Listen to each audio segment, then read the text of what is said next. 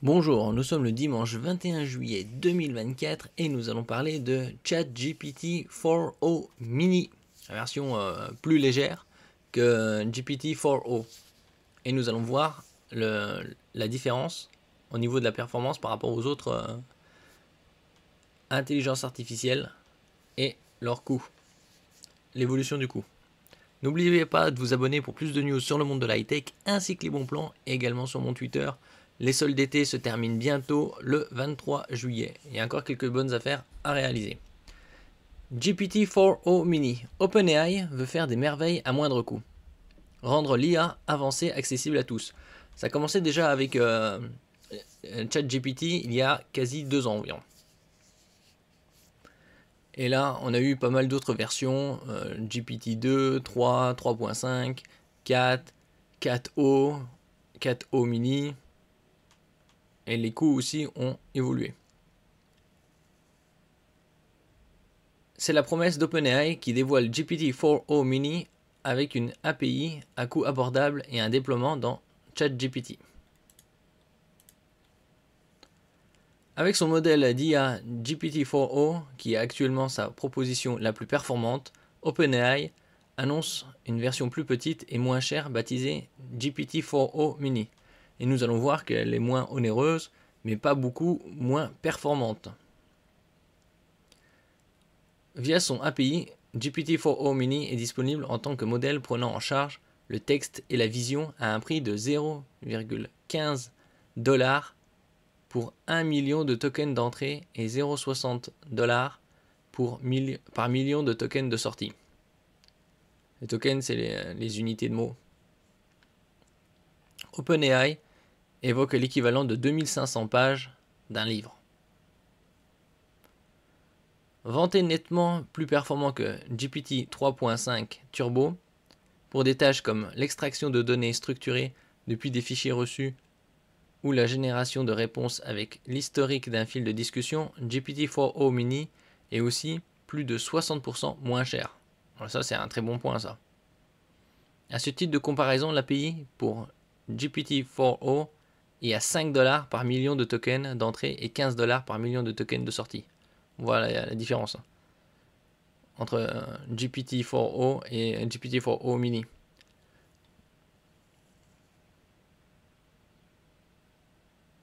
Ici, nous allons le graphique, l'évolution dans le temps.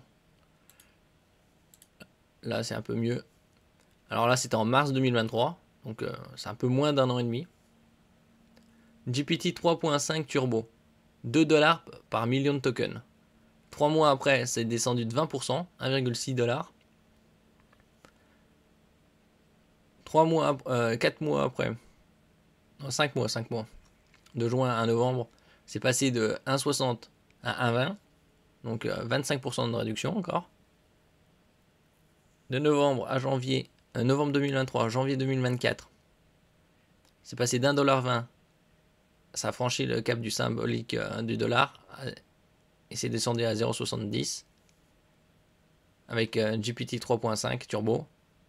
Et actuellement, juillet 2024, GPT-4o Mini 0,24 pour 1 million de tokens. On voit l'évolution, ça a été quasi pas loin de diviser, ça a été divisé par 8.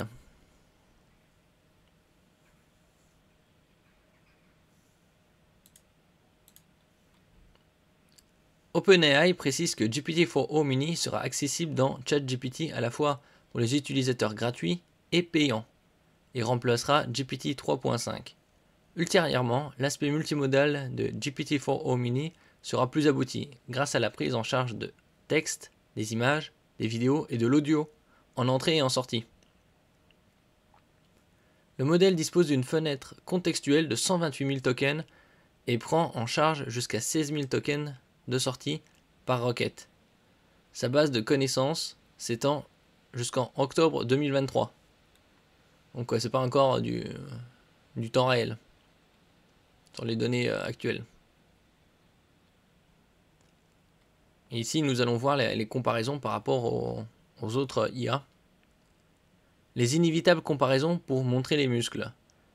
Avec les résultats de plusieurs benchmarks à l'appui, OpenAI indique que GPT-4o Mini est meilleur que les autres petits modèles pour les tâches de raisonnement impliquant à la fois du texte et de la vision. Son score est de 82% sur MMLU, Massive Multitask Language Understanding, bon, du multitâche, langage de compréhension, contre 77,9% pour Gemini Flash et 73,8% pour Claude IQ. Ici, nous voyons. Alors, MLLU, nous avons ChatGPT-4o, la colonne orange, comparé à GPT-4o, la colonne rose. Et on voit la différence, elle n'est pas si significative que ça. Ah si, elle est significative, mais c'est pas non plus le jour à la nuit. GPT-4o surpasse tous les autres, dans toutes les colonnes, quasi. GPQA, c'est selon les benchmarks, c'est plus ou moins significatif. Mais on voit qu'entre GPT-4o mini et GPT-4o, c'est proche. Par exemple, le drop, 79,7 face à 83,4. MGSM, 87 par rapport à 90,5. Dans d'autres, c'est plus significatif. Hein. Math, 70,2, 76,6. Et dans quasi tout, GPT-4o mini surpasse. Il n'y a que en Math Vista où il se fait distancer par Gemini Flash. Mais sinon, il est toujours deuxième.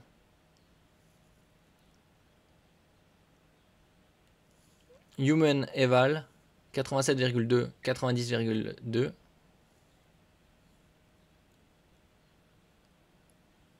Mais sinon, la version mini est quand même très, très performante.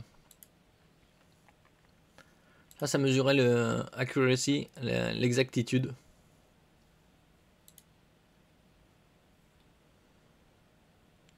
D'autres compétences mises en avant sont pour les tâches de raisonnement mathématique et le codage. Benchmark MGSM, Multilingual Grade School Math and Human Eval.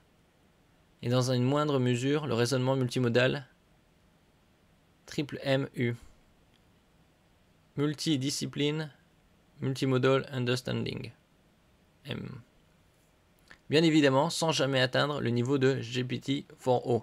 D'un autre côté, c'est assez compréhensible que ça ne va pas atteindre non plus la même performance que GPT-4o, puisque c'est GPT-4o mini. Hein. Donc, c'est une version un peu plus légère. Certes, mais elle est très très proche de GPT-4. Donc, l'efficacité est quasi optimale. Robustesse face au jailbreak et attaque. GPT-4o mini bénéficie des mêmes mesures de sécurité intégrées que GPT-4o, filtrage du contenu inadéquat lors de la phase de pré-entraînement, apprentissage par renforcement à partir de feedback humain. OpenAI souligne que dans l'API, GPT-4o mini est le premier modèle à appliquer sa méthode de hiérarchie d'instructions, afin d'améliorer la résistance au jailbreak et aux injections de prompts. Par exemple, nous continuerons de surveiller la manière dont GPT-4o mini est utilisé et d'améliorer la sécurité du modèle à mesure que nous identifions de nouveaux risques. Oui, ça fait à peu près 2 ans que OpenAI a proposé GPT sur le marché. Et donc, avec le temps, évidemment, ils vont améliorer l'efficacité, l'exactitude. Comme on le voit, il y a des scores très élevés.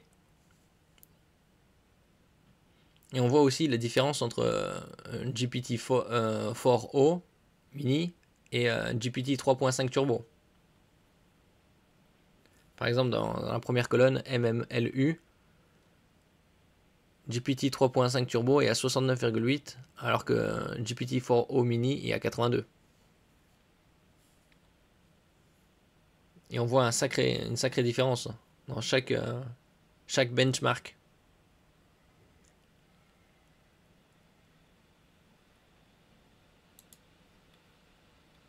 Donc plus le temps passe, plus ce sera efficace, tant au niveau du coût que de l'exactitude. Et de l'efficacité aussi énergétique avec le temps. Parce que tout ça, ça nécessite une quantité de puissance phénoménale.